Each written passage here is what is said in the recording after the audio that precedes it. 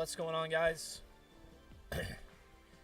Thank you again for being here. Another episode of Third Player Optional. I'm your host, Kipper J, joined by Toarn. What's up? And that is like as high energy as I can get it tonight. It's been such a long day. Yes, it has. Such a long day.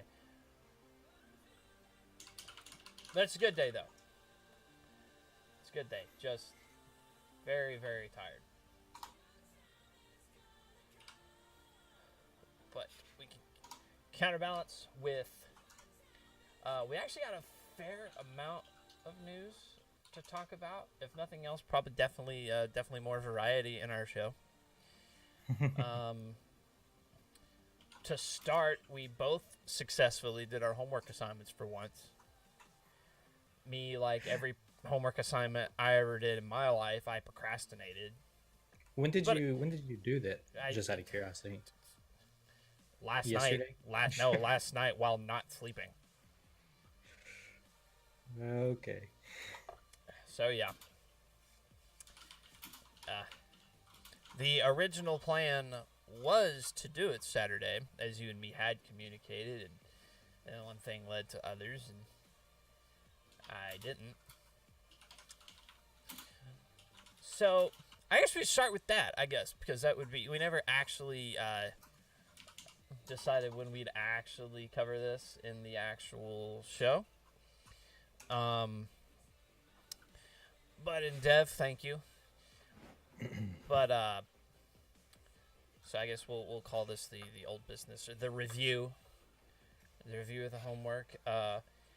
Toarn, you gave me Fortnite because you're an asshole, and you got to do Destiny. So I'm just gonna go ahead and get the vegetables out of the way, and I'm gonna talk about Fortnite.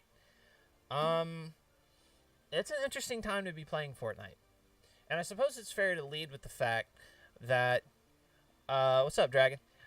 That the reason I'm not a fan of Fortnite, there's a number of reasons, but we'll call my other reasons philosophical for as useful as they are. But as far as the game itself, my number one gripe with this game, I suck at it. Straight up. I'm not good at this game. And if we're getting right down to the root of the problem, is I'm just bad. So... Well, I think the reason you're bad is you don't play. And you right, don't play because that's what I'm you're saying. bad. I don't play. It's this never-ending cycle of just... Yeah, no, I totally agree. Totally agree. Because, I got to where I considered myself decent at it for a little bit, for when we were all playing Fortnite for a little bit, for whatever reason. It just happened. And then I just dropped off, and then once again, now we're back to the whole, oh crap, I have a wall selected, I meant to have stairs selected, and it just, that was the, honestly, I should have recorded it. I should have had some clips for you guys, and it's an injustice that I didn't do it. So I'm thinking we should do that for our future homework assignments, is let's just local record ourselves and just pull some clips, and then that's what we can show during stream. I feel that would honestly be hysterical. For me, it would be anyway. We'll discuss that in our post-stream meeting. Anyway, if you've even seen anything pertaining to Fortnite lately, you've seen the little Jurassic Park gyrospheres. I think that's what they're called in the movie. Yeah, but they do function a lot like Hammond from Overwatch. More so than I originally thought. Can you damage people by swinging into them? Yeah, and structures. Oh, structures. Yeah. Wow. You gotta have some speed going, but you can destroy stuff.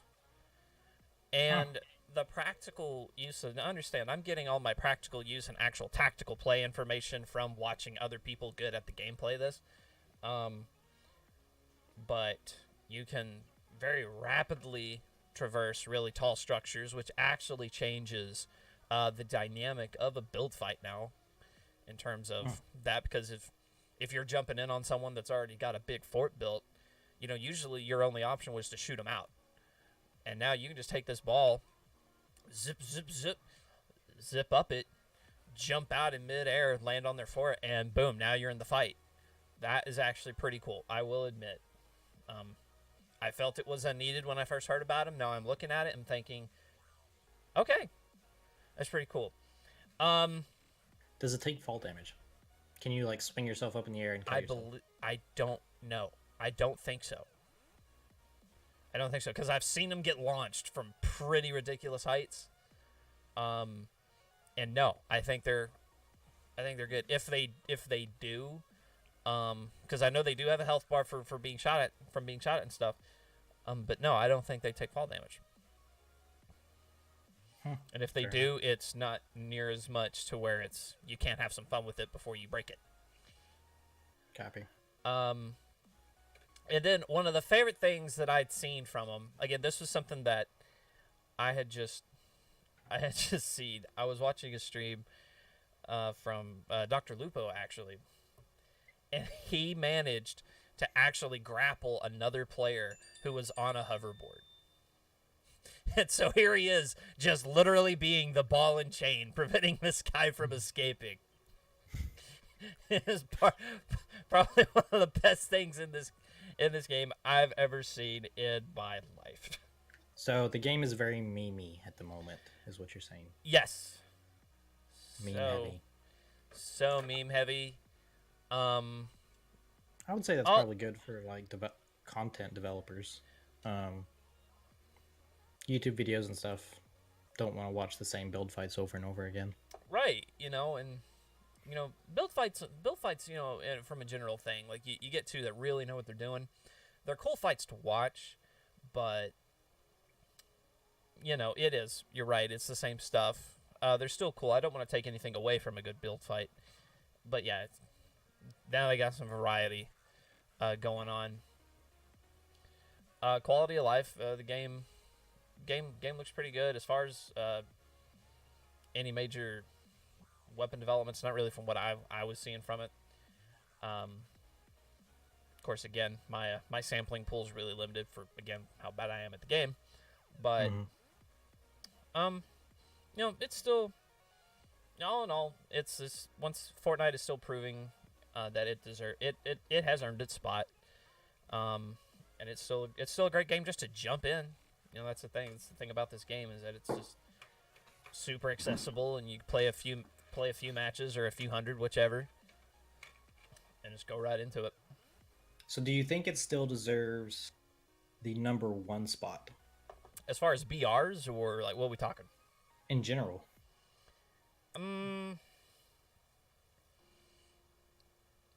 Top 10. So you've played Apex, right? Yeah, some, yeah. Absolutely. So which would you prefer of the two at this point? Apex. Apex just because I love the style of Apex so much better. I love that it's FPS. I love that you have characters with special abilities, and all this other stuff. Like, I feel like that kind of, like, they each have their own dynamic that makes them special. I prefer Apex's dynamic to Fortnite's. Like, hands down. That's just where I'm at with that. Sounds good. All right, so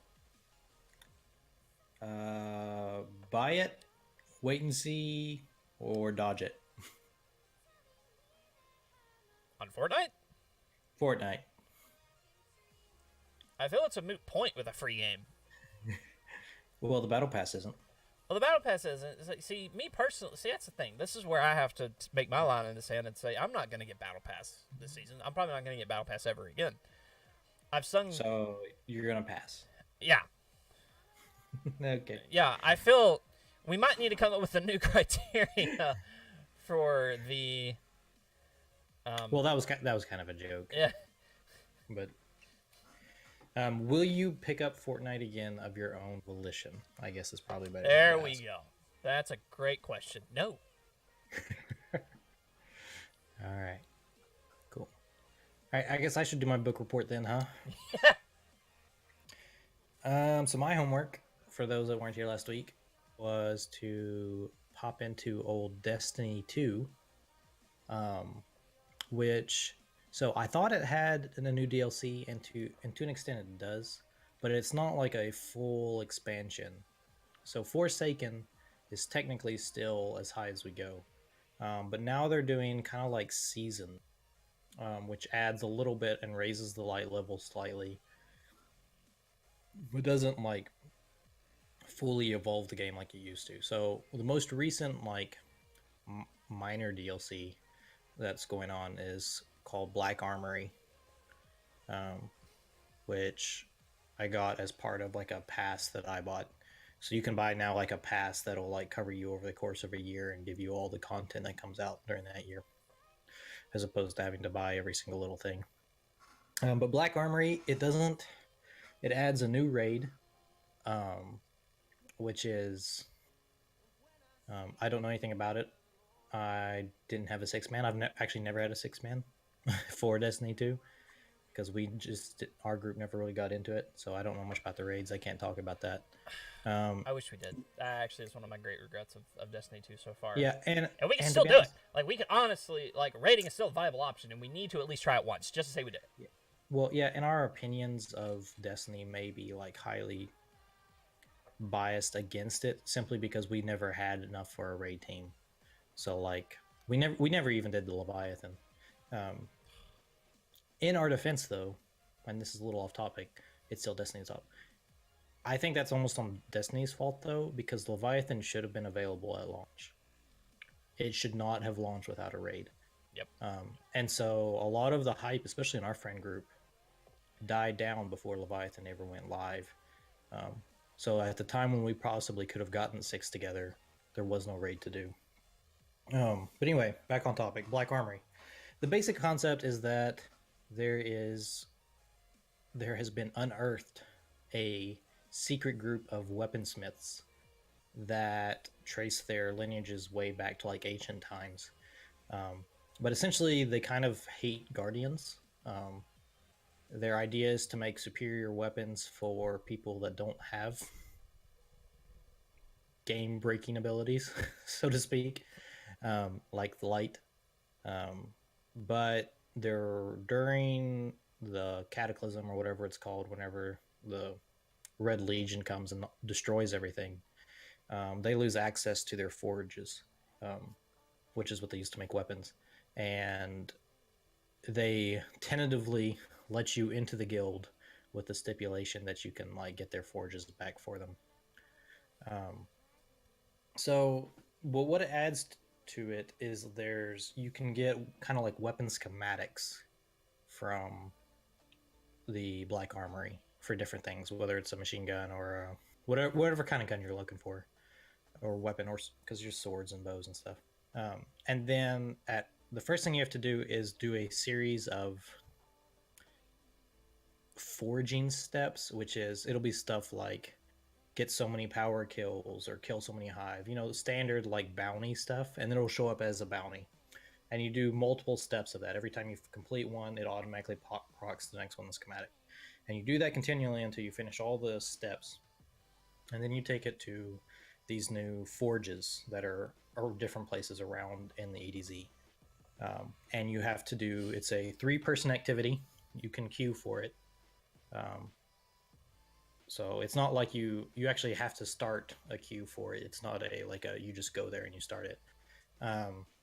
But it's a big PvE event with the forge in the middle, and it's timed. So you have to collect charges from specific enemies and then deposit those charges into the forge. Every time you deposit a charge, it adds 10 seconds. And you have to deposit so many charges to complete forging your weapon. And all of you are trying to complete a weapon at the same time. And if you run out of time, the forge cools off, it doesn't finish, and you fail the activity. And it's actually surprisingly difficult. It can't be done with only like 1 or 2 people. You have to have 3 people. But it's pretty fun. It adds it's somewhat similar to Gambit. Did you ever play Gambit? Oh, yeah. Yeah, I actually played a lot of Gambit when it first came out. Yeah. So it's similar to Gambit in the fact that you have but instead of like collecting motes like you do in Gambit, it's actual like the charge orbs that like they pick up and you deposit places in Yep. like the, it's like that. You have to pick up one of those and you can throw it and like throw it into the forge. But if you miss, you have to run over and pick it up and Right. do it again. So yeah, there's some skill involved in it, and there's different forges with different light levels. So the first one has a recommended light level of 610, which is ridiculous. Um, so just for a little bit of background, when I stopped playing, I was pretty near max, and I logged in at 480 light level. So I had to increase 130 light level before I could even start this event. Luckily, they do. How was that? So it actually made it. It wasn't as bad as it sounds, because you can get, there's these like limited, they call them like power up bounties that you can get. That there's like 5 or 6 of them, and each one gives you 2 gear, and it's very specific what gear they give you. So if you do all of them, it'll fill out every gear slot, so every weapon slot and every armor slot with 640 is what it's currently set at now. So it's blue stuff, so it's nothing special, but you'll have 640 gear for all of your slots. And then if you want to infuse to get your legendary stuff up there, you can. It is, infusing is a lot more expensive than it used to be. It is not, you can't do it as nearly as often, so you have to be very careful. I honestly spent more time farming phase needle glass so I could infuse my handgun than I did anything else. My hand cannon. So it's not that bad to get up to the light level you need. And they're constantly adding forges. So I think right now there's 5 or 6 forges. But every month or so they add a new forge, which is part. So when they first started, there was only 1 forge. And each one has a higher light level, and you can get better gear from, and so on and so forth. But also raises the difficulty of completing the forge event. Right. So, but yeah, it's a good time. There was a lot of even like pre-game content that I had not finished yet. So, like the Dreaming City, I don't know if you played, since I hadn't even unlocked that before, so I had to go back. It is a slog when you first go to Dreaming City. Like, yeah. You get to the point to where you need to go there for gear, but you can't do good without gear, but you need to go there for the gear. And it's just Well, I didn't have trouble there because I had already got my light level up to 640. Yeah. And so when I went, it was kind of a cakewalk, but I can see how it could be tough. Yeah, it got. Dreaming City is fun. Don't get me wrong. I mean, it's a cool area. But yeah, definitely me, Soy, and somebody else. I forget who. Trav. We were there, and it just, first couple missions in there was like, man, you need people. Like if you had a group with you, it wasn't much of a problem. But solo, and certain some of the pop-up events that are in there, like some of those big fights that break out between the factions in there. Yep. Like, man, if you time it wrong and just round the corner on that, it's just ugly.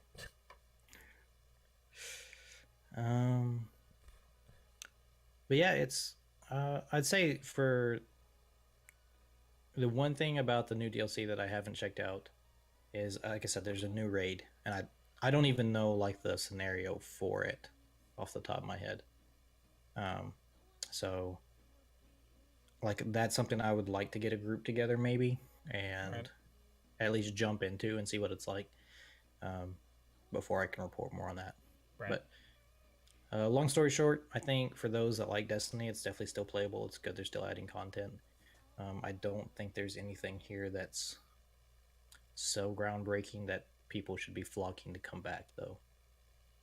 You know what I mean? Right.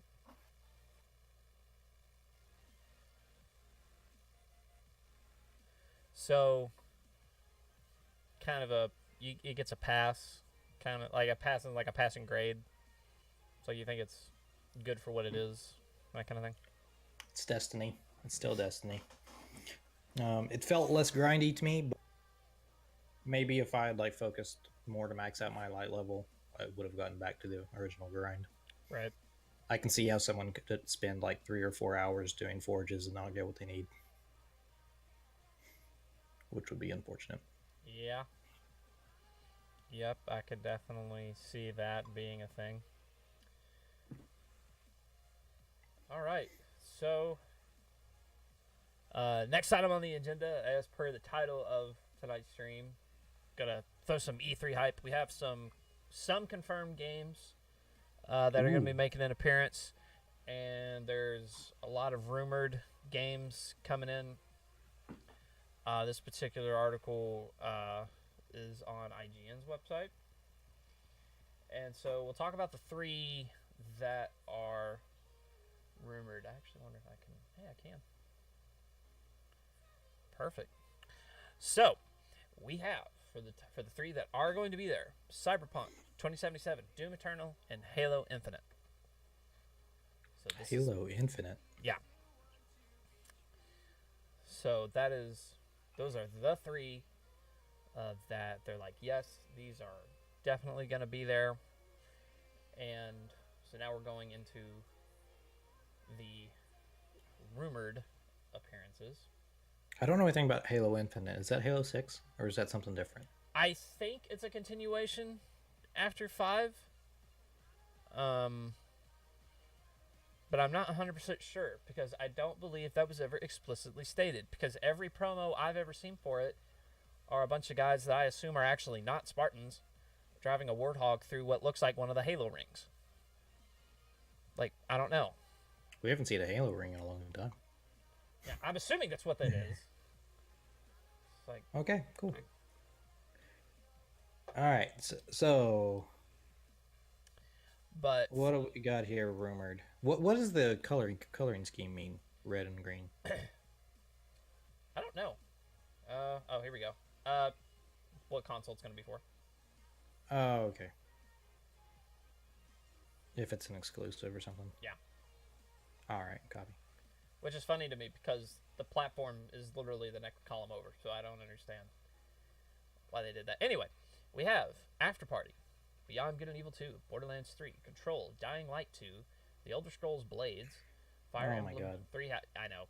Fire Emblem 3 Houses, Gears 5, Gears Pop, Gears Tactics, Ori and the Will of the Wisps, Outer Wilds, Pokemon Sword and Pokemon Shield, Starfield, Skull and Bones, Star Wars Jedi Fallen Order, Tunic, Wolfenstein, Youngblood. And, oh, okay, cool. That's it. I thought the list was longer. I don't quote me on this exactly, but I think, again, this is a big think. I read somewhere that Fallen Order is making an appearance at E3. Don't know where I found it, but I seen it somewhere. Either that or I'm imagining things and it's wishful thinking on my part. One of the two. One of the 2 that I'm looking forward to most is Fallen Order. That and Starfield. I have high hopes for Starfield, especially for how long we've been hearing about it, for how long it's been in development. Right. As long as it's not multiplayer. Fucking Bethesda. It's like, listen, boys. Listen. You tried it once. They tried it more than once. You tried it enough. Dude, here's the thing. ESO came back. Like, again, I'm not going to talk about this because we talked about it before. Like, ESO's passable now. Whatever. We know. We all know where this is heading. Anyway. Yeah. Long story short, Starfield had better be a single-player experience. And it better be a Bethesda-grade single-player experience. And we all know what we mean when we're talking about that. Well, and I think if they do make it single-player, I don't expect Bethesda to drop quality. Because they've never done that before. Yeah. But no, I'm looking forward to it. I'm kind of hoping it'll be similar to kind of like a No Man's Sky kind of thing, except better. I'll say not a dumpster fire. Yeah, like what No Man's Sky arguably could have been. Not necessarily like the number of planets, like you don't need an infinite universe, but No, you don't. just like But that kind of thing. yeah, You multiple planets to explore. like no Um, load time. You're going from the atmosphere to down to the planet surface. Absolutely, I agree. Docking with like ships should be like that. Like you can just fly into the hangar bay, hop out, um, go to town. Um, I have a lot of high hopes for Starfield. Elder Scrolls Blades. I am so mad that Garbage. like, Like, why would you bring back a game that was literally booed during its announcement? Like, I did you actually watch the yes, announcement for that? absolutely.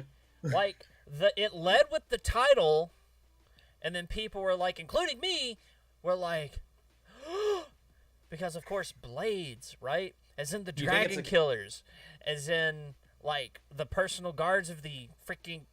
Emperor? Yeah. And then it's like, hey guys, you can play it on your fucking site.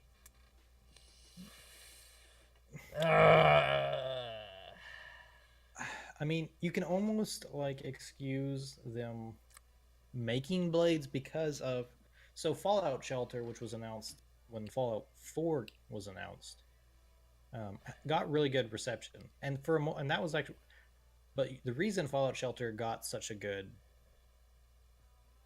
um got good reception was because it was announced as a side game to Fallout 4. Yes. Like it Yes. wasn't, if they were like, "Hey, we've got a huge Fallout announcement," and all they said was Fallout Shelter, people would have been burning them down. Oh my god. Hello? Like, Yeah. have people not learned from Blizzard? Of course, to be fair, I actually think Blades made this mistake before Blizzard had a chance to. So, better yet, why didn't Blizzard learn from this? And now they're coming back to it. Bethesda Yeah. is. So I really hope that this is wrong when they're saying like, Yes, thankfully, this is in the rumor section. um, Like, well, why would you have this back? I mean, like, there's no. Listen, we talked about this at length in the Tpop, I believe, after the E3 that this thing was dropped. yeah, And I then, as I am now, am vehemently against showcasing phone games during the E3 conference. Like, I am abhorrently against it. Absolutely. Like, I think it was Dev who was actually my biggest opponent playing devil's advocate, and I don't know if that was his whole goal or what. Um, so it was either he was trying to be fair and unbiased, he was trying to piss me off, blended the two. I don't really know.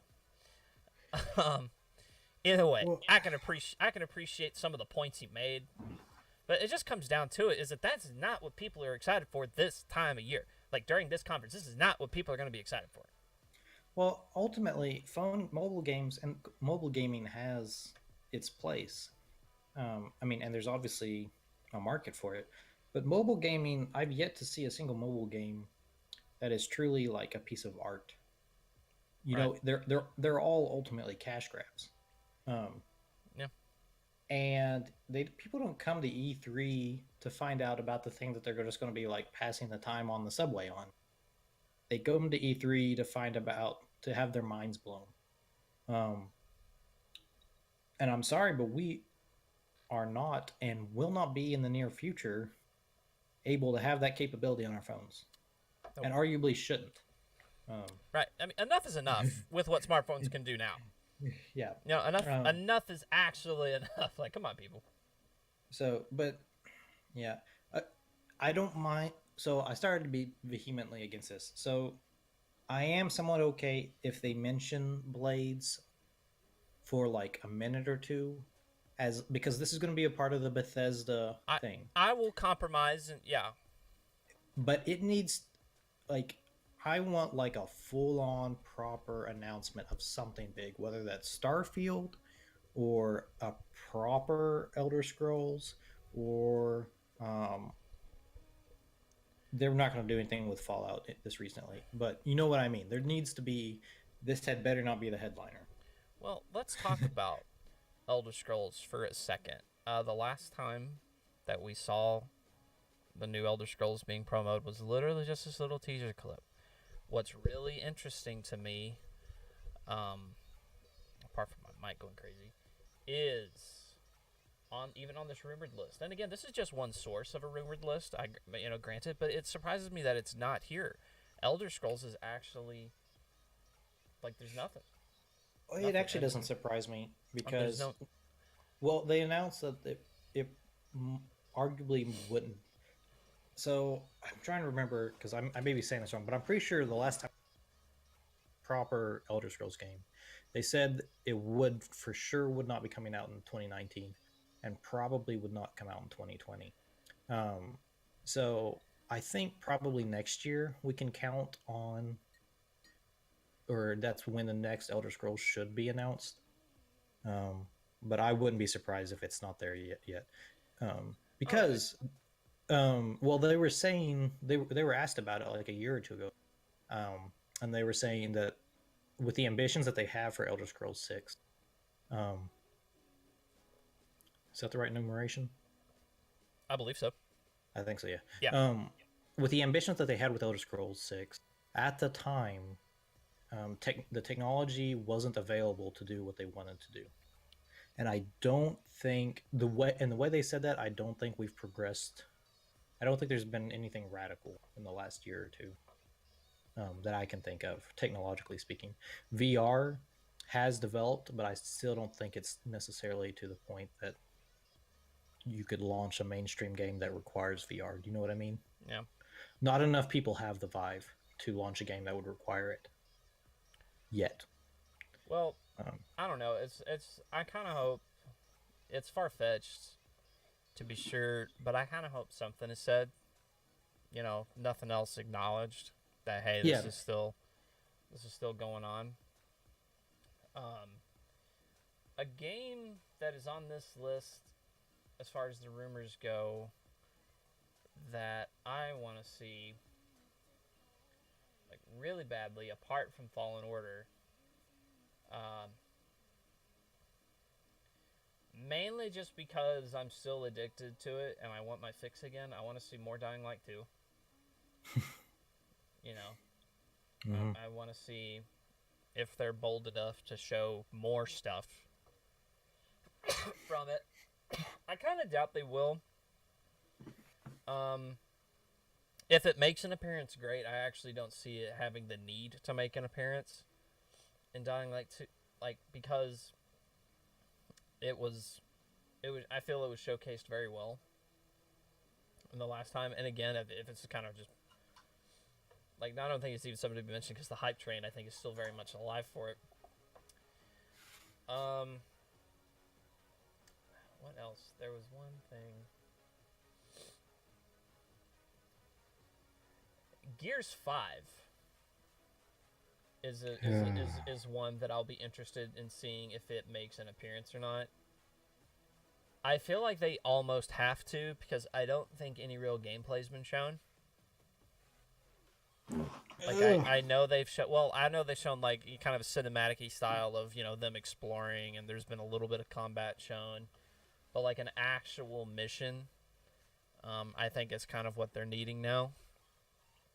So I see that having good odds of making it. Yeah, probably. I'm gonna be hated for this.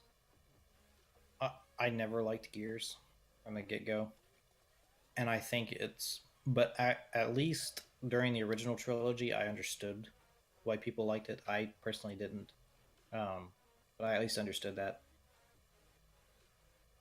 Gears has become like Halo. It should not have been brought back. There should not have been a Gears 4.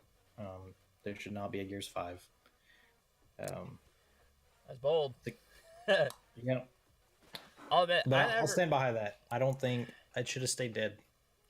Like Halo, it should have stayed dead.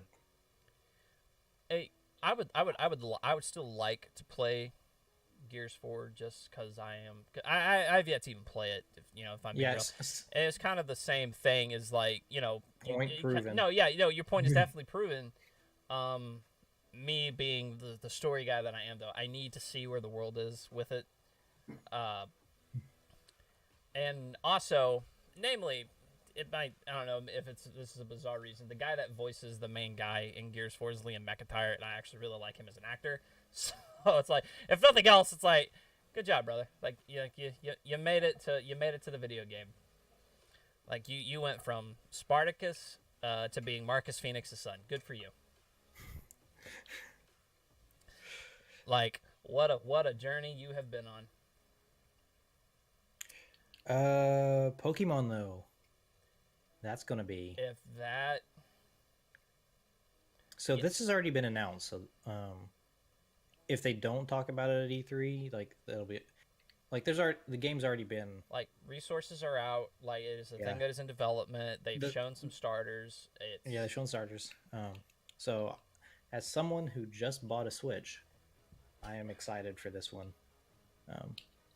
And I will say this: for those that don't have a Switch, I am pleasantly surprised by everything about it.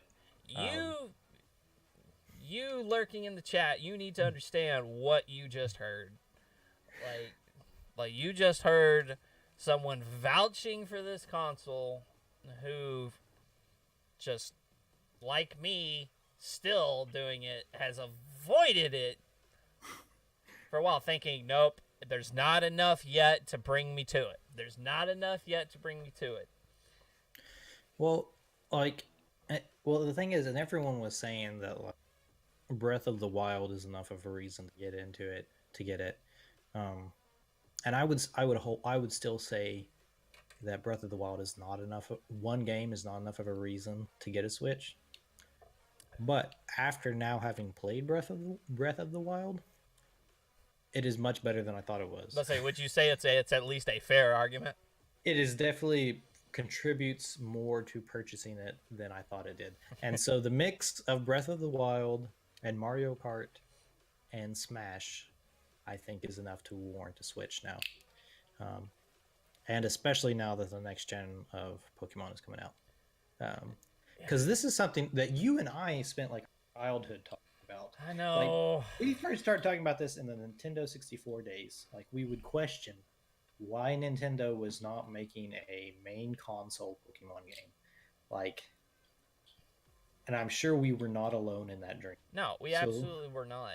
And the thing is, see, now I feel if I don't buy a Switch with the revelation of Pokemon Sword and Pokemon Shield, I feel if I don't, then I'm betraying a childhood dream. Yes, exactly. Well, and that's kind of what I was just getting at. Now, is, to be honest, I don't want to say I don't like Pokemon. I still love Pokemon, but I don't like. I didn't play. I did buy one of the Alola games. I can't remember what they're called, which tells you probably it says Sun and Moon. Is that right? Yeah. Yeah. So I bought one of them, but I didn't actually get that far into it. I didn't play all the way through. Didn't beat the Elite Four or whatever the equivalent was in it. It wasn't because it was bad. I'm kind of old. So there's there's a very real possibility last Pokemon game that I ever buy, but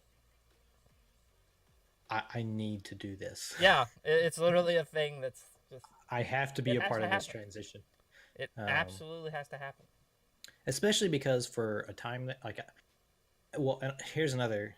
So I thought that they were trying to play off Let's Go Pikachu and Let's Go Eevee as a main Pokemon game.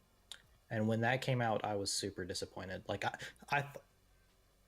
and I actually haven't talked about this a whole lot, but I thought someone had killed my because the mechanics in that are just I'm sorry. Interesting. Pokemon Go is not a Pokemon game. It is a niche. That's all it is. And so it was a fad too, and a passing one at that. Yeah. So, and I was very, very upset that what I thought were the core games were heading that direction.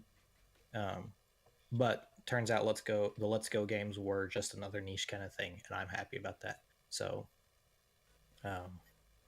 yeah. So I'm definitely going to be excited to tune into that, and I'll be playing through this Um, if for no other reason than for 10-year-old me. You'll have to get the opposite one, man, so we can battle and trade. Hmm. Wow, that would actually really have the childhood dream thing like full circle at Yeah. that point. Yeah, see, that's something that like kids nowadays won't. So like nowadays in all the most recent generations, if you wanted to trade for something, you just like hook up to your Wi-Fi and you trade with some dude Yeah, in Korea. you just had it. For, yeah, you just trade for whatever you want. Um, if you had red version and you wanted a um, Bellsprout, you had to go and track somebody down. Was it Bellsprout in red? I'm trying to. No, it wasn't Bell. Like, who was it? One of them had Bellsprout, the other one had Oddish. Really? Yeah, you could only get one or the other in each game. I I want to forgot all say about that. I want to say you could get Oddish in red and Bellsprout in blue, or it may be the opposite. I can't remember off the top of my head. But yeah, I do remember those two. You could only get one or the other. You had to trade for them if you wanted the other one. Oh, what was the other one? There was also like There were yeah, I multiples. was say there were So several like that. Like Growlithe and Vulpix, you could only get one of them. You could only get one or the other. Um, and then let's see here. Trying to remember off the top of my head. Sparrow, maybe? no, I think that was in No, both. no, yeah, he was in both. Um,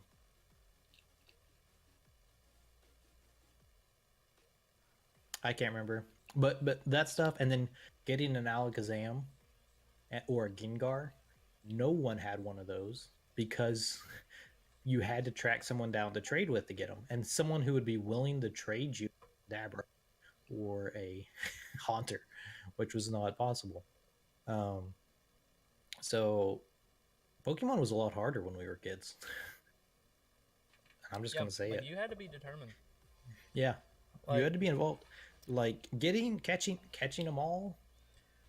Like that was serious street cred when we were kids. yeah, and the thing is, it's like now these days it's like yeah, I caught all the Pokemon.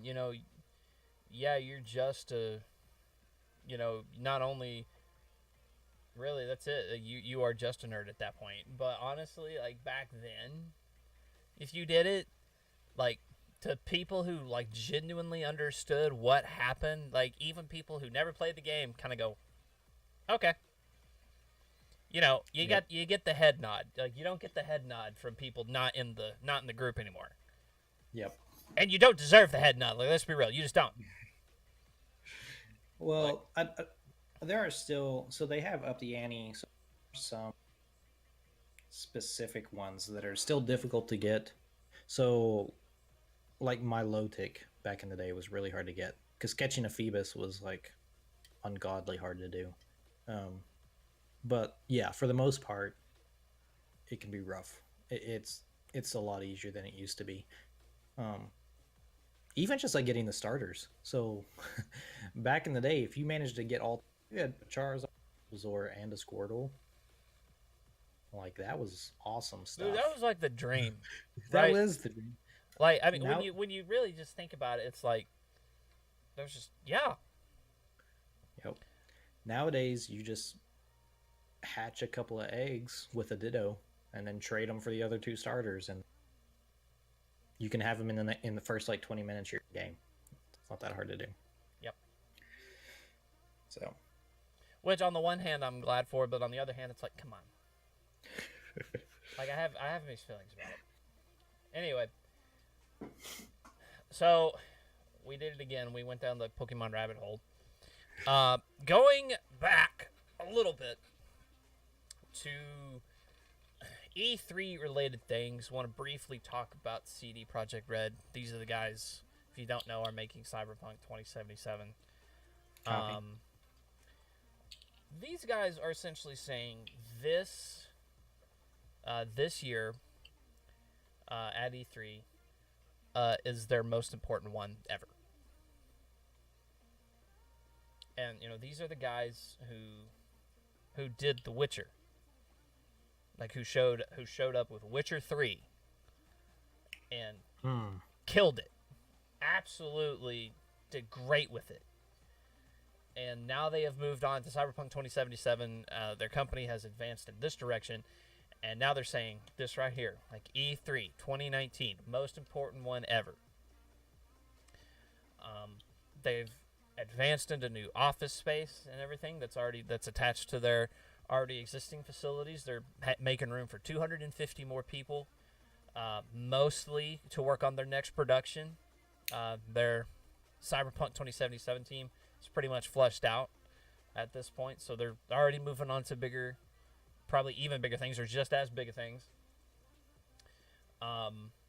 But they are talking a good game going in, saying that we have prepared a very strong show for this year's E3, and I could not be happier.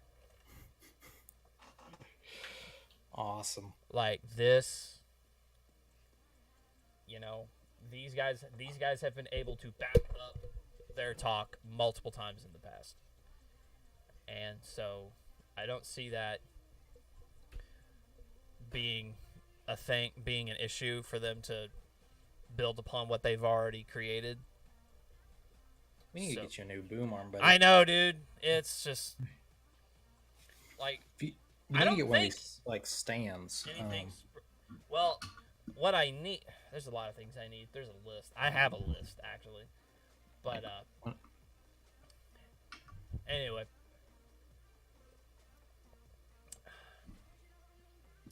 But it's looking good.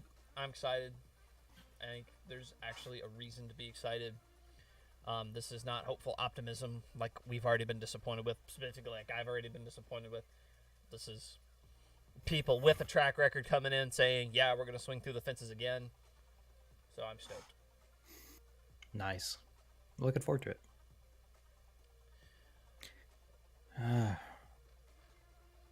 So, news on a game that we don't bring up much in our little show.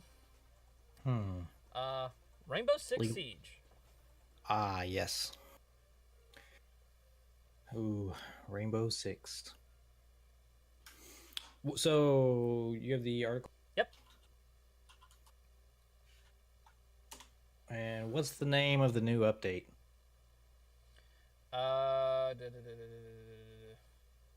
Burnt Horizon. Yep. So, Burnt Horizon. This adds... I'm sorry if that spiked. This adds 2 new operators. Namely, just like every update to Siege does, they always add 2. They are Australian, SASR, CTU. And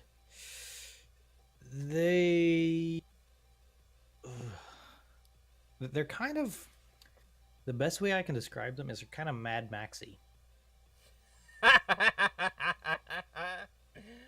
Okay. Like both of them are kind of designed after like this like desert torn like biker kind of thing or like road rider thing. So one operator the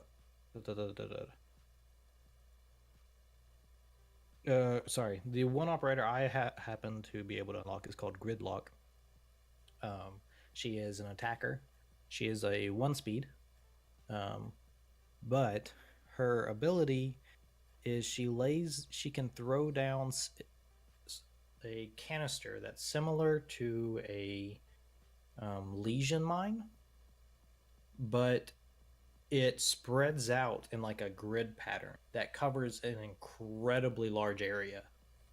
And like it's like a big caltrop field that slows down and damages anyone that walks through it. So essentially, you cut off paths of movement because once it lands, it just like slowly spirals out until it hits walls, and then it kind of like stops. And if someone tries to walk through it, they're kind of screwed. So it's a great way to like stop flankers, such as Kaviras and stuff. Like if your team is all bottlenecked into the hallway and you're worried about someone coming up from behind you, you just toss one of those behind you, and it essentially cuts off that path for anyone. Your team can still run across it, so it doesn't cut it off for you. But defenders no longer can like sneak up on you, so it's very useful for that. Mozzie, who is the defender, steals attacker drones. Now this is the one I don't have, so I don't know exactly how the works. I've only been able to read about it. I haven't seen it in action yet. But it's the way apparently he has his own like autonomous bugs that dig into the drones, and then he takes control of them.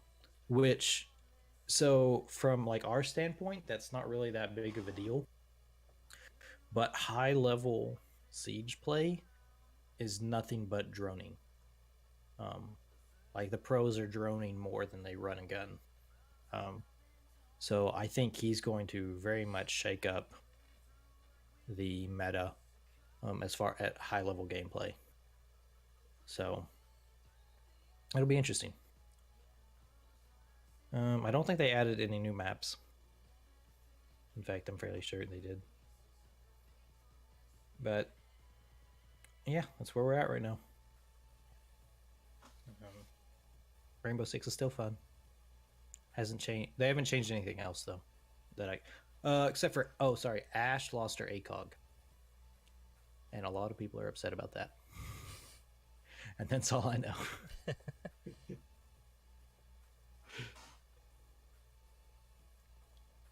Boy, games like that, they have a really delicate balance. Yeah. I mean, it's just like, just like remove one little thing, like, yo! Oh, boy. Alright, so, I've been excited to talk about this since last week. We are going to talk about Overwatch League news.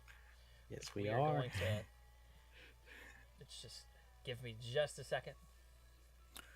Oh, Canada. Because I I am so happy. I'm not even happy for that. Like, yeah, I'm happy for them, but this is not even what I'm happy about. Guys, look at the screen, and just give me just a second here. I want you to look right here. Right here. I've highlighted it and everything. This was match 1 of the playoffs in stage 1. Now, what you're looking at here is a lot of things that have never happened before. Top one of that list is I rooted for Seoul Dynasty. And I was not disappointed. No! Was not. Ding dong, the witch is there. Disappointed at all. Witch. Oh my gosh. And yes, it's spite, and no, I don't care. Like, fuck Devin, you, New York. Devin Steven put up with me not paying attention for half hours at a time, watching this match as it unfolded during the Har Har podcast last week. And then I'm reasonably certain that they clipped my reaction to New York XL finally losing. Oh man, it feels so good. So happy. Oh, yes. And then the very next match after that, I mean, I'm happy for them, but it's surprising nobody. They Titans 3-0 Boston. So yeah, good job, boys. I mean, yep. And they God, dude, like steamrolled them. Like it's actually kind of gross to watch. So let's rate. What did we decide? We decided during our predictions, we said that New York would win. Yes. I am not at all disappointed, mad at myself for being wrong in that regard. Absolutely not. We had no reason to be at the time. No. Vancouver, we called them winning that one. Yep. And I think we even called Fusion beating Atlanta. We did call Fusion beating Atlanta, and that was solely because Atlanta's for me anyway. It was mostly doubt to Atlanta, mostly doubt on Atlanta's ability to get their crap together. And yeah, because I genuinely think, like, skill-wise, Atlanta's a better team. Yeah. But the last couple of weeks of Stage 1, it just all kind of fell apart. Fell apart. Yeah. fell apart. Dominoes tumbled down. We called Shock beating Toronto. Yep. That wasn't a big shocker. And then going into Saturday's games, the scoreboard tells you everything you need to know about this. Knowing, like, didn't really have a chance to make predictions here because I didn't know who would face who, like, when. But yeah, I was hoping Seoul would be able to not necessarily win, but I was hoping put up a little bit more resistance against, especially after beating Excel. Like right, like I actually want. I haven't had a chance yet. I want to go back and like watch this game and just see how it transpired because 4-0, the final scoreboard, especially in something like Overwatch League, is actually really unfair to judge the game by because you can go back and the game gets really close and it comes down to one bad judgment call and then it's just, it's almost like a tennis match. Yeah. A tennis match can be incredibly close, like every single point. Yeah, but at the that end of the same game, guy can still get the multiple point. Yeah, absolutely. Yeah, and it still looks like, and still at the end of the day, the end of the score is 6-0. Yep. So yeah, but I was hoping they would put up a little bit more fight. I am not upset, or not. I couldn't care either way. I'm not surprised that Shock beat Fusion. I honestly don't know where I would have called this one had I seen it. Yeah, the Shock have Sinatra, but it was this one. I would say it kind of surprises me that it went 4-0. I figured they would have at least got a point up. Yeah, I would have expected that too. I would say that Shock and Fusion and Atlanta are all roughly in the same skill level area. I will say that Shock has been more consistent throughout. I don't think they've got like any. I don't think they're like stand out skill wise, but they don't fall apart the way that other teams have. They don't. They work really, really well together, and it showed in this match right here. 3-4. This was a terrifying match to watch. Oh my god, dude! Like it started a little rough for the Shock going in, and it was like, at this point, this is when I actually started rooting for them because it's like, come on, boys, this is the stage 1 finale. Look, let's see something. Then right as I'm about to say it, their diva player, I can't pronounce this poor dude's name, like trip diva bomb, and boom, now we're they're doing Anubis, and it was the first point of Anubis. They catch first point of Anubis like at the last possible moment, and it just, oh my gosh, it just back and forth. Like it ended up at 3-3. They had to go, and it was 1-4, and the game went to 3-3. Guys, like that is 7 total rounds of Overwatch. God, like, I don't care if you don't have a dog in this fight. You were stressing out over something during this match. Like, there's no possible way that you were not. But. All right. So, our own individual teams. Have you been paying attention to Dallas at all? Have they made any trades? Let's see. I don't believe so. I could be wrong. Well, I know. Looking. Let's see. Whoops. Let's have a look.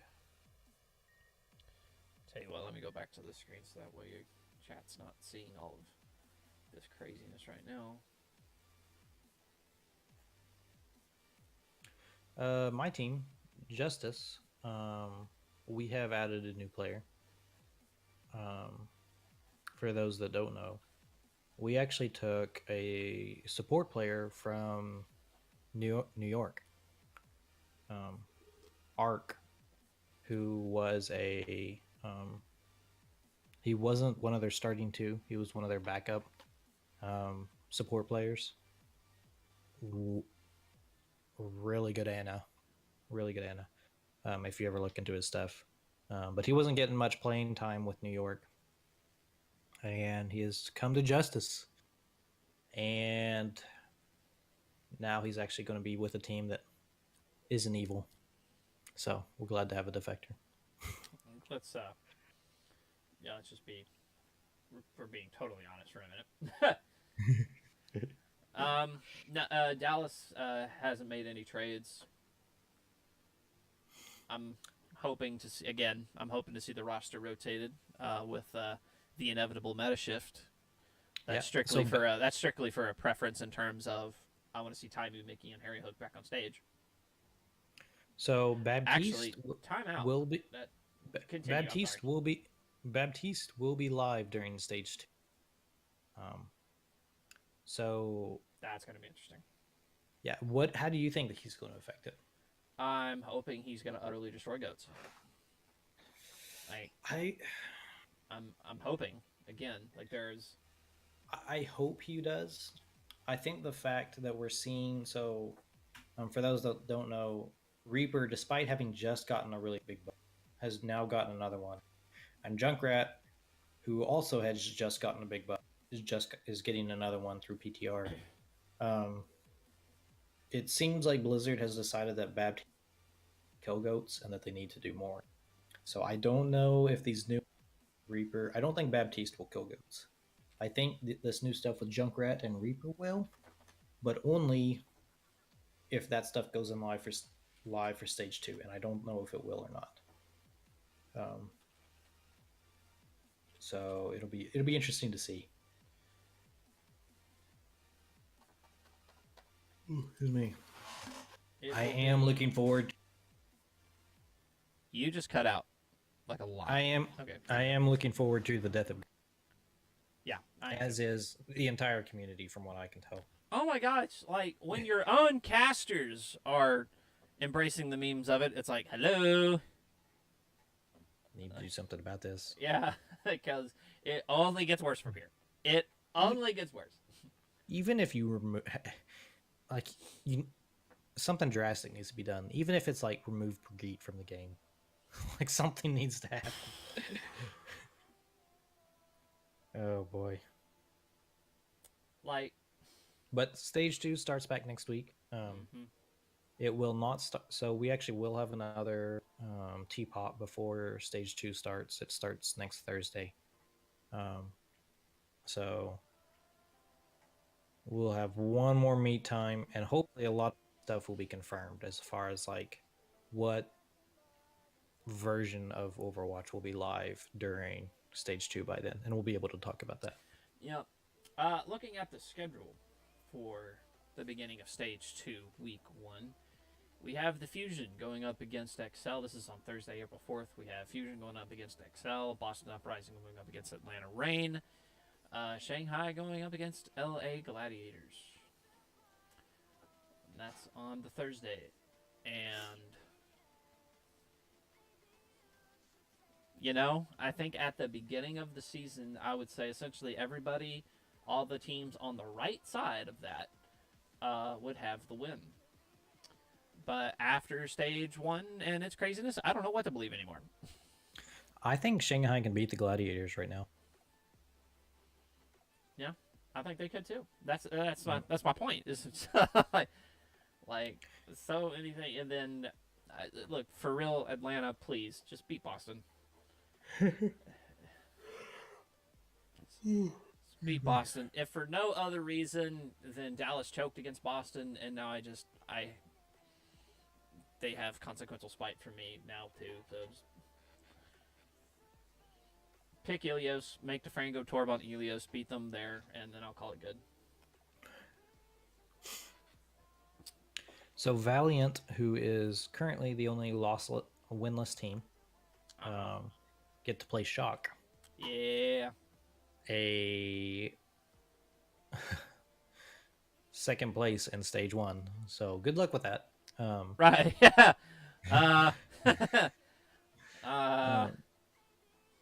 Not a good way to start the new stage. Yeah.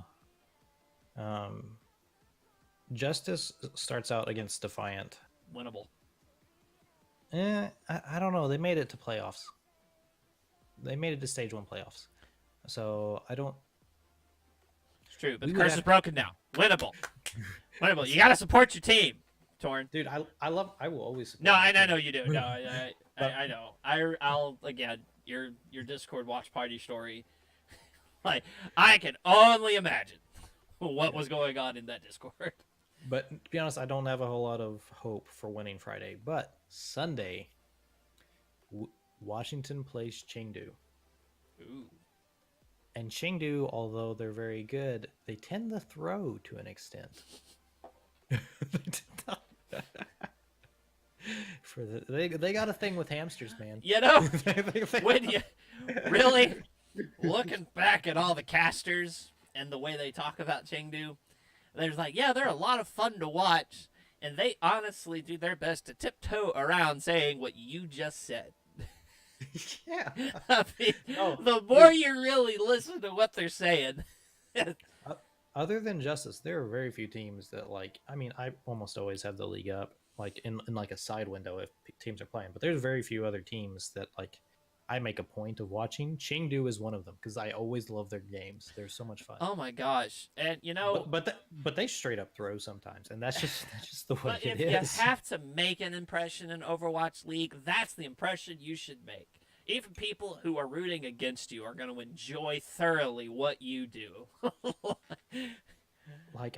Chengdu is another new team, and I'm pretty confident in saying that they probably have earned themselves some fans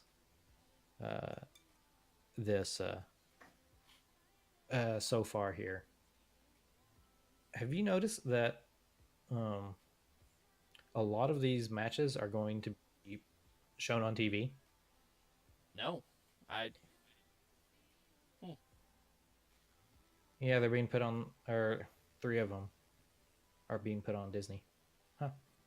That's new. Cool. Mainstream, baby. Yeah, I'm a little mixed feelings that Disney's doing it. It's like, stop it, Disney. Like, you have everything else. What more do you want? Everything. They just acquired Deadpool. What else do they know. have? Like, what else do you... It's like, what more do you want? All right. see. So as much as I hate to, we should probably move. Hang on, I gotta see. Okay, so...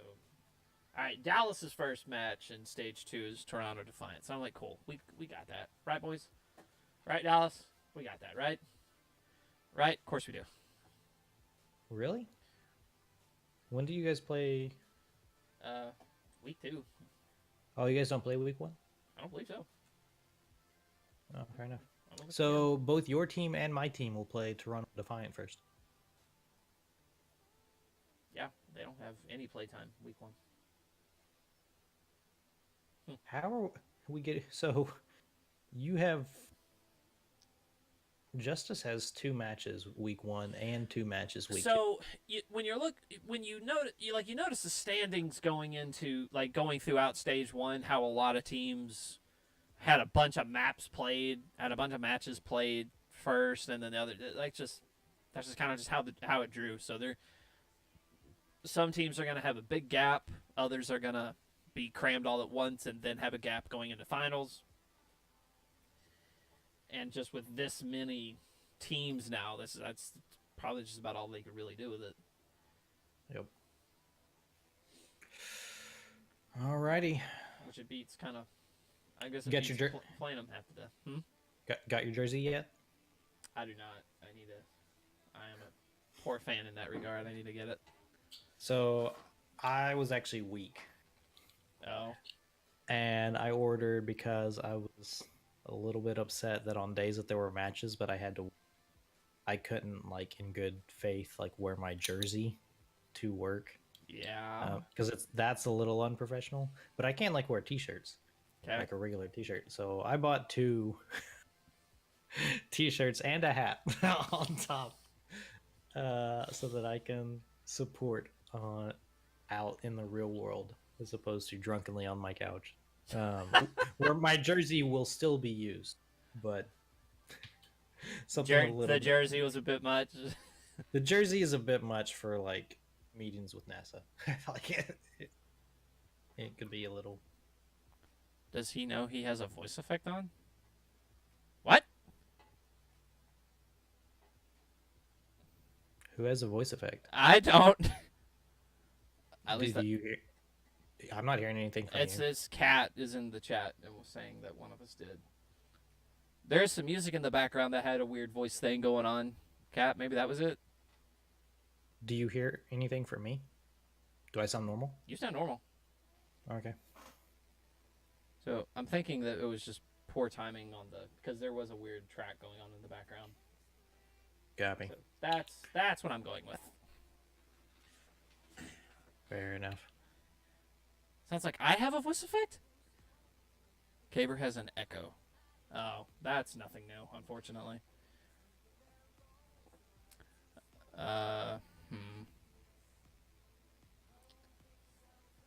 It's odd that I can't hear that. Well, it's like play the stream.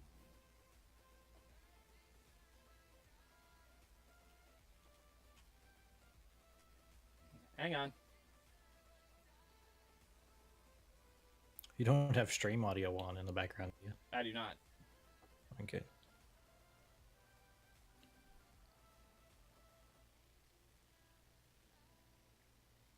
Hang on. You don't have stream audio on in the background. Oh yeah. Like I do now, but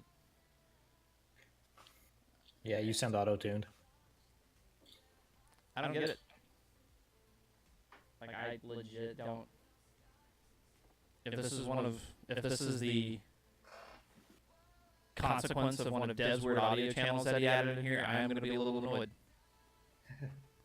I'll be right back. Will you check it out? I need another beer. Like, how long has this been going on? Like, has this literally been going on for a couple weeks now? Because, like, Hi, Kat. How you doing? I take back over the hosting duties, and now I found out I'm auto-tuned or something? Like, what? Alright, chat, while he's gone, we're just gonna rant and rave for a minute until I figure out what the heck's going on. Now you have an echo. Okay, so the echo... And now I found out I'm auto-tuned? Oh my god, I do. What the fuck? Okay. What's going on here? Alright, we're gonna try something.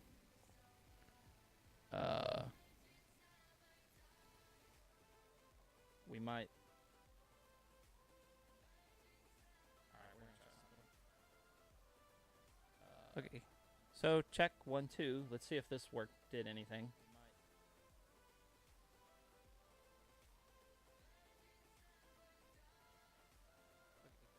So, check 1, 2. Let's see if this works. Oh my gosh, Dev, you sabotaged me. That's what it was. Did I hear it?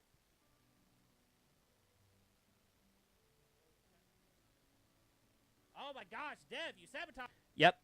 Fixed it. We're good. I hope.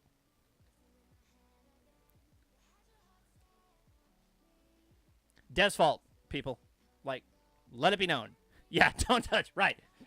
Like, we're good. We're good. Anything else? Anything else, we're good. Monumental occasion.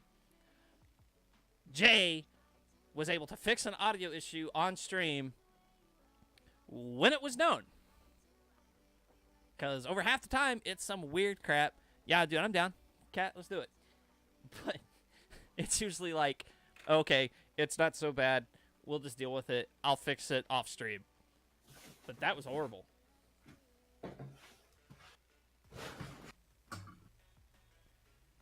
Oh my god, somebody please watch the playback later. If this has literally been a thing for an hour and 16 minutes, I am actually going to go to the West Coast and murder Dev.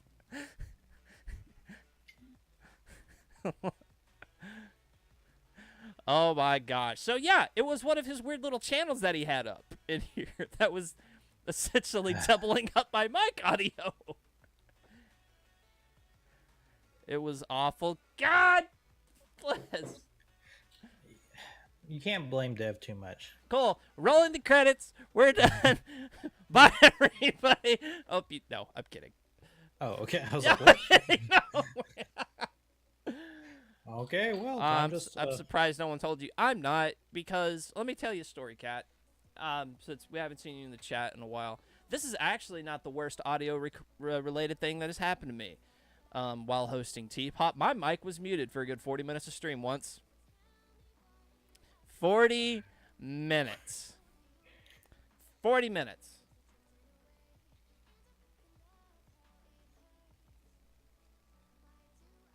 So we'll just let that sink in for a minute. All right. So what do we got next on the agenda? We have PTR patch notes for Overwatch. Ah, yeah, that's right. And pertaining to, and for the sake of really pointing out one, like there's two of them that we're going to talk about, but wow, that's way too much. Get out of there. Yep. Oh my God, stop. There we go. That's still off. Oh, whatever. All right, so yeah, we kind of muted for 40 minutes because I'm a moron, Dragon. That's why. Understand it was 100% user error, like nobody's fault but mine. But yeah, nobody told me. So Toarn was talking to himself for 40 minutes of Tpop one day. It sounded like he was getting feedback from his insane rantings. So in a way, that's kind of great. But that's what happened. So, PTR.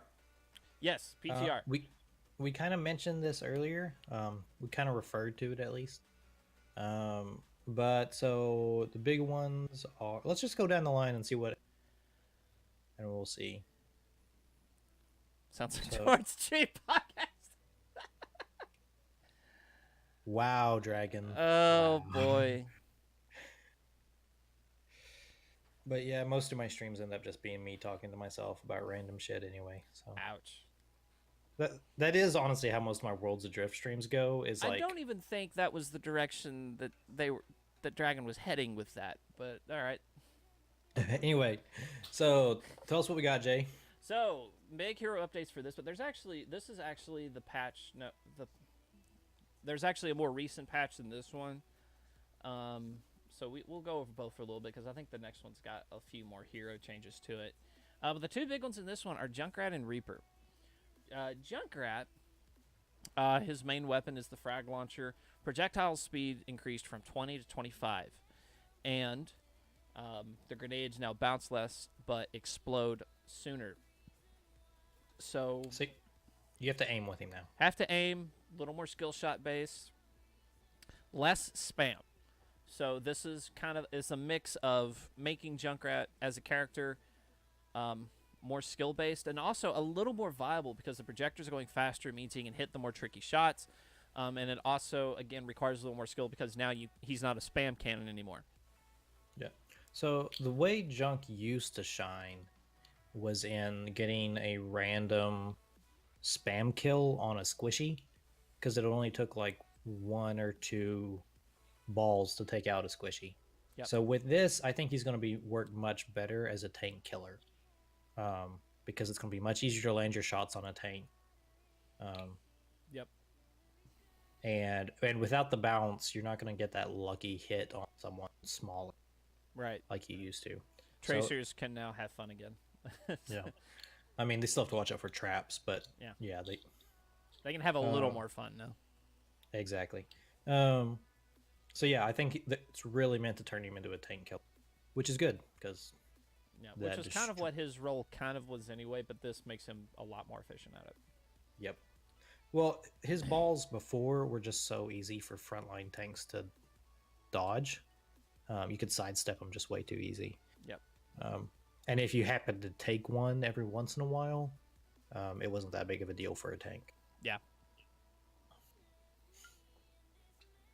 And so the next one, though, this is the one that was the big surprise. Reaper got a change, namely to his Shadow Step.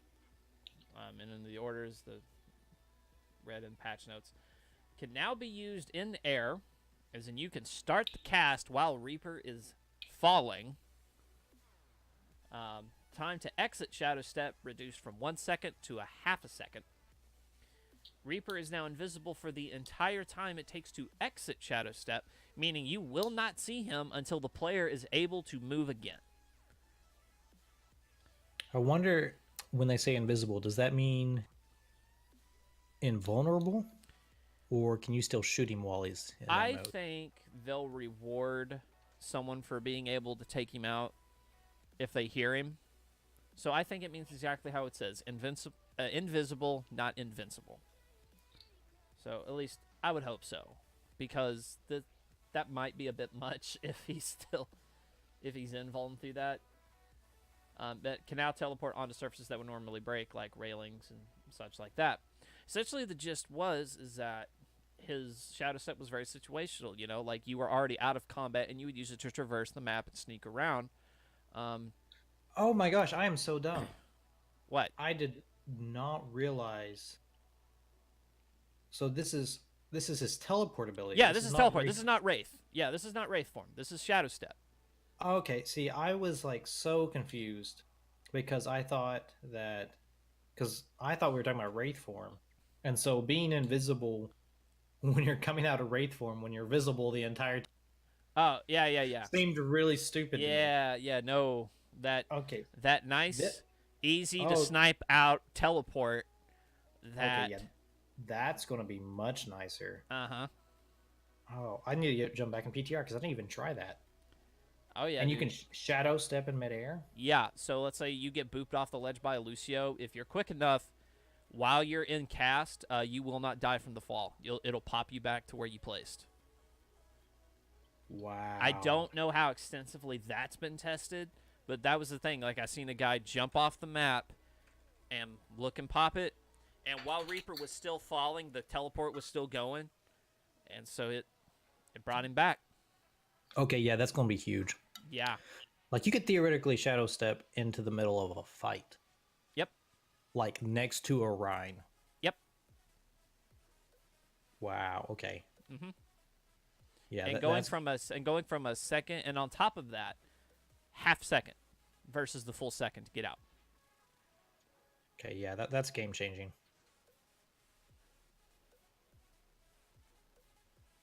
I am looking forward to seeing that.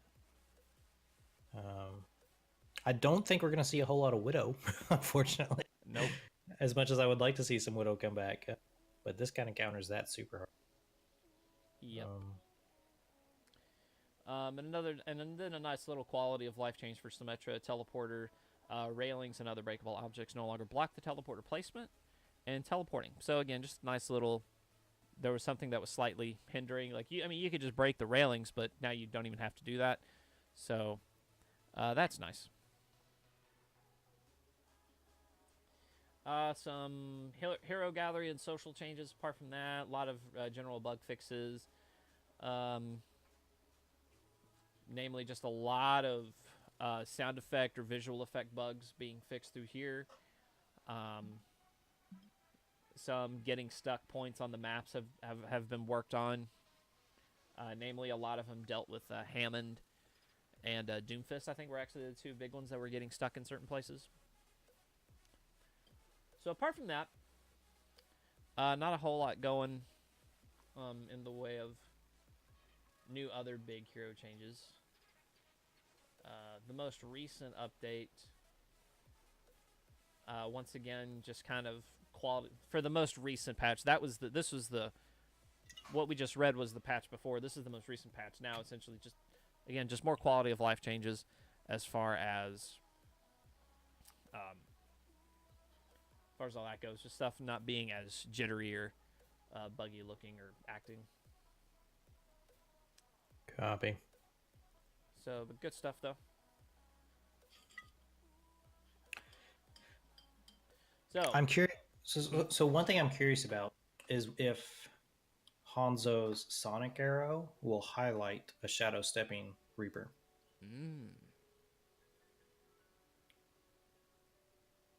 Because I think it should.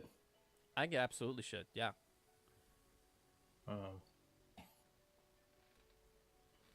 Yeah.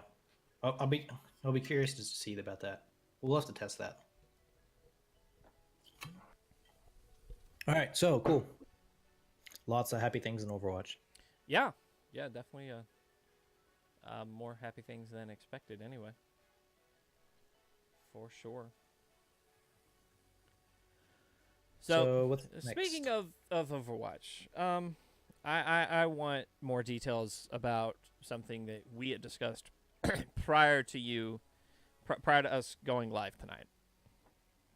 Mm-hmm. Um, Oh, that's right. you Oh, my shame. you have had, yes, you have your you essentially signed yourself homework, I did. and I would love to hear more details about that. So the gaming industry as a whole, especially the competitive gaming industry, has really blown up in the last few years. Um, and part of that is people are now getting paid to provide lessons slash coaching for competitive Overwatch. And even some parents are doing this for their kids to try and set them up for success, kind of like parents getting their kids tennis lessons. Um, See, I actually heard about this. Only it was for Fortnite. yeah, well, they're doing it for Overwatch too. And I have contracted out a top 500 Overwatch player to coach me for 5 hours. So yeah, we'll see. Hopefully they're gonna get. I did that a day or two ago. There's like a 3 day wait time for them to get back with me. Um, so probably here tomorrow or the day after, I'll be scheduling some time to figure out what I'm doing wrong so I can raise my game, and then I'll let you guys know how this goes. They have. I don't know if it's necessarily male. They're necessarily male. Um, they have a lot of good reviews. It's like 4.9 out of 5 stars is what they're rated at, with like 20 some people having given reviews after the fact. So good things, hopefully. If you are interested, Fiverr.com is where you can find a lot of this stuff. Just look up Overwatch Coach. There's a number of people that do it. Um, but next week, hopefully, I'll have some interesting stories about where my game has leveled up. There are so many amusing scenarios for this. Like I'm really happy you did this. It could go very right, or it could go I very, am very. I am ecstatic actually that you've done this for the entertainment value alone, but also the premise of, someone in top 500 who has had time to, you know, really analyze their gameplay and feel confident enough to help other people analyze theirs. You know, heck, I Yeah. might buy it. Like, why not? It's surprisingly so considering this somewhat like full. It's actually surprisingly affordable. It's like less than $15 an hour, closer to $10 an hour. Um, and each person has their own prices, but that's actually very low. I would think. How much I is would it? about $10 an hour. Really? Yeah. That Uh, so my particular case, I paid for 5 hours, 5 hours of coaching with like if I provide them with like YouTube videos of my gameplay, they'll like review it and give me points on that as well. And that was $65 is what it came out to. wow. Um, so yeah, we'll see how it goes. I just have to keep an open mind, I guess. Break out of this meta that I'm currently in. Which, Um, let's be real. Like, I think, if, because it's different from, because there are plenty of people who have posted videos about how tos in Overwatch and things like that. Some of the videos, in my opinion, have held merit. Some are just like, really hard for me to swallow. So I think for me but it'd be really easy to keep a little bit more of an open mind if someone was taking 5 hours and been like, yeah, well, let's see it. no, I definitely because I mean I've been in the same SR range for a long time now. So there's definitely something that I'm not doing right that's keeping me from moving forward. And I'm just not capable of seeing what that is, no matter how many like tips Yep. videos I watch. Yep. And so, to be honest, I did it mostly for the content, because I'm going to be recording it all, assuming they'll allow me.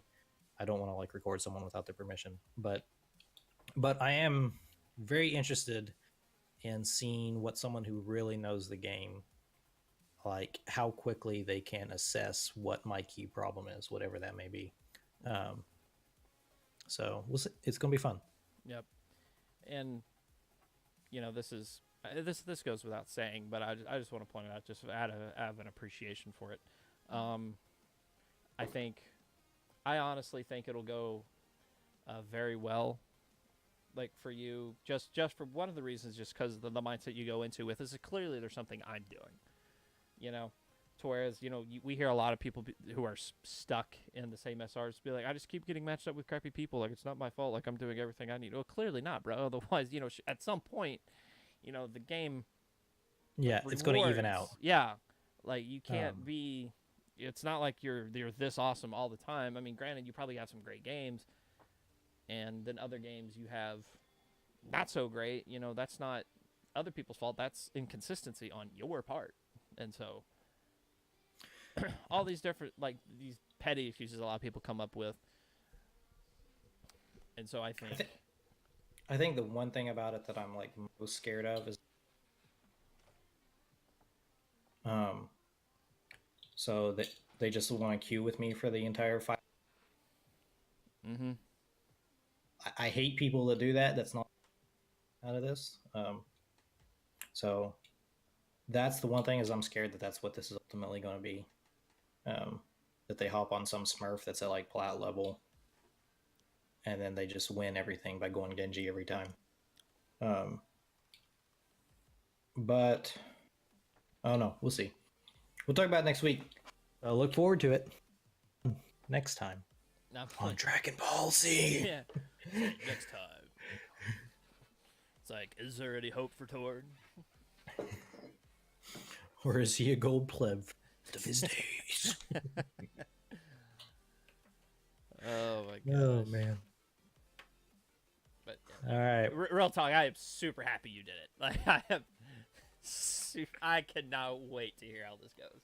It was definitely a drunk decision. But it's one that I'm not too sad about. Yeah, oh my gosh, that's wonderful.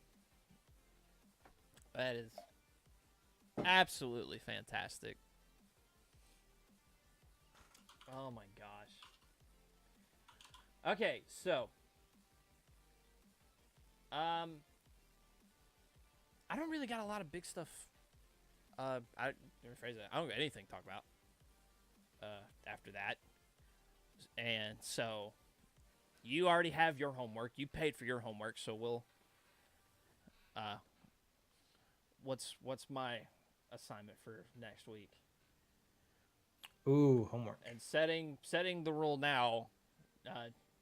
No Fortnite? No, not even that. No same games 2 weeks in a row. Okay. Yeah, that's fine. Like what is your homework? I'm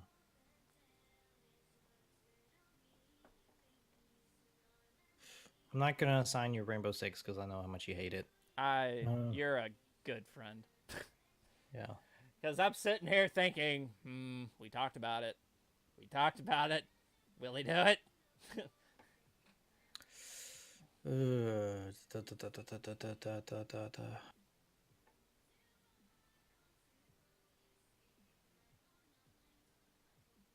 I tell you what.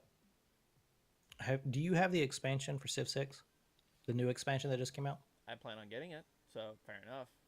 Yeah, grab that, play a few rounds, and then, because we actually haven't talked about that yet, and that's still fairly recent. Have we not? No, we haven't talked about it.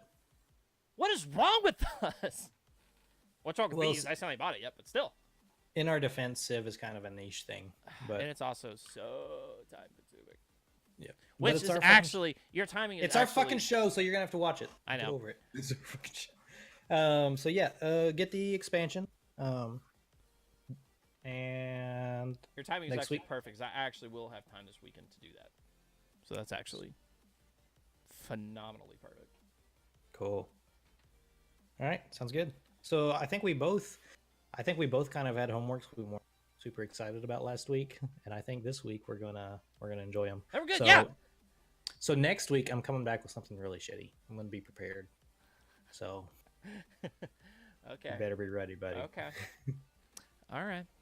We'll hey, Okay, two can play this game. Should we grade each other's homeworks? Ooh, I don't think we should this week, but like starting.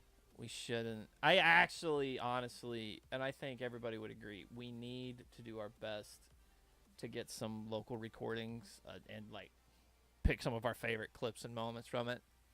Okay. Well, let's add that onto our homework this week. That will make sure to record our homework, and we do our homework in time that we can edit our recordings appropriately. He's talking to me in case you guys are wondering. Yeah.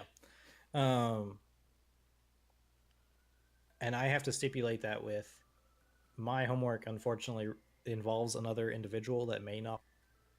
Yours would be the exception. So if nothing else, I want to see some Overwatch gameplay of you in comp talking about some of the new methods that you will be employing. Oh, I can do that. Maybe Like, record some games beforehand and then record games after showing. Yeah, before and after, absolutely. Copy. I can do that. Just to see. Sweet. All right. Awesome. All right, let's plug and get out of here. All right, everybody. I'm Toarn. It's twitch.tv/Toarn or Twitter @Toarn. Luckily, my name is never taken, probably 'cause I'm pretty fucking stupid. I don't understand. But if you like drunk decisions and way too much Overwatch League merch, come and follow. Hey, good guys. Caver J. Used to be GamingCaver for those of you that have been here before and are somewhat confused at the new name. Everybody kept calling me Jay in the chat and or in the stream, and I felt it was getting confusing, and so here we are. Yeah, follow me Twitch, Twitter. We're taking currently to still a stream hiatus right now. Not retired from it. We'll be coming back to it before too long. Well, for horribly too long anyway. But as always, you will catch me here on the Har channel. Tomorrow is the Har podcast. Be sure to tune in for that. Sure to be a good time. Of course, Critically Casual, which is the movie review that Dev and Steven do, is on Sunday. Thank you guys so much for hanging out. I hope you guys enjoyed it, and we will see you around. Stay tuned. We actually are going to find somebody to raid for once in our lives. That's right. That is the thing we're supposed to be. So do us a solid and stick around, say hi on the other person's chat. We don't know who we're sending you to, but when you see it, you'll know. Later, guys. Thank you.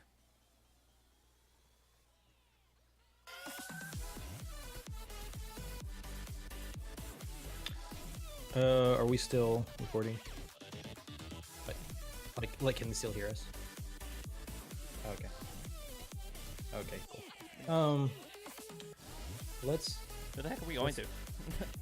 Let's do Curly Chris, because he's been hosting us on his channel. Do you know who that is? Nope. KURLYCHRIS. Did it work? Hey, it worked. Yep, that's it.